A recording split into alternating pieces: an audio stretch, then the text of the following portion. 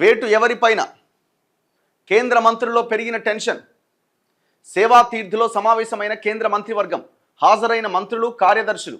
యాక్చువల్గా క్యాబినెట్ సమావేశం అంటే కేవలం మంత్రులు మాత్రమే, ఆ కోర్టు మాత్రమే అటెండ్ అవుతారు. ఇండిపెండెంట్ మినిస్టర్స్, ముఖ్యంగా సహాయ మంత్రులకు ఇందులో అవకాశం ఉండదు క్యాబినెట్ మీటింగ్లో. కానీ నిన్నటి మీటింగ్లో అందరూ హాజరైనారు. మంత్రులు, ఇన్ఛార్జ్ ఇండిపెండెంట్ మంత్రులు, సహాయ మంత్రులు, వీళ్ళందరూ దాదాపు 72 మంది అటెండ్ అయినారు.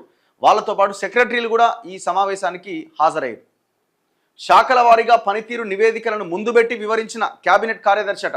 ఎవరెవరు ఎట్టెట్లా పనిచేస్తున్నారు అన్నది డీటెయిల్గా వివరించినట. కొందరు మంత్రులకు మోదీ క్లాస్ తీసుకుండట. పదవి ఉండేది ఎవరికి, ఊడేది ఎవరికి.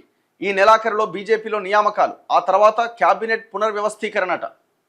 సో కొంతమందిని పార్టీ పదవులకు సంబంధించిన నిర్ణయాలు తీసుకునే అవకాశం ఉందట.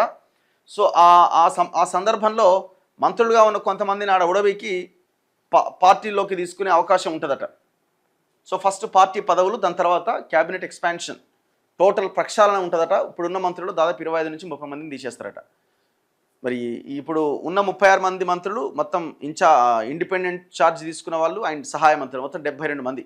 ఈ 72లో 25 నుంచి 30 మందిని పక్కన పెడతారట. వాళ్ళకి పార్టీ పదవులు ఇస్తారట. కొత్త వాళ్ళని తీసుకొచ్చి మంత్రి పదవుల్లో పెడతారట.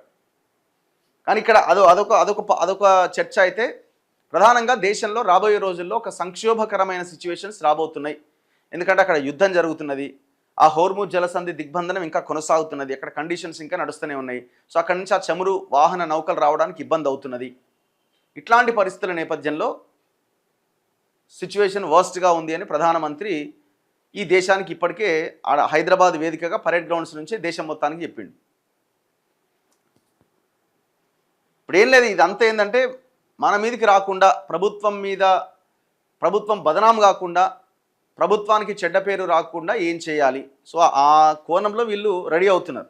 సో అందులో భాగంగా ముందే ఆయన పరేడ్ గ్రౌండ్స్ మీటింగ్లో తేల్చేసిండు, ఇట్లా ఉండబోతున్నది, ఏం చేయాలి, మరి ఏం చేసే అవకాశం లేదు అని.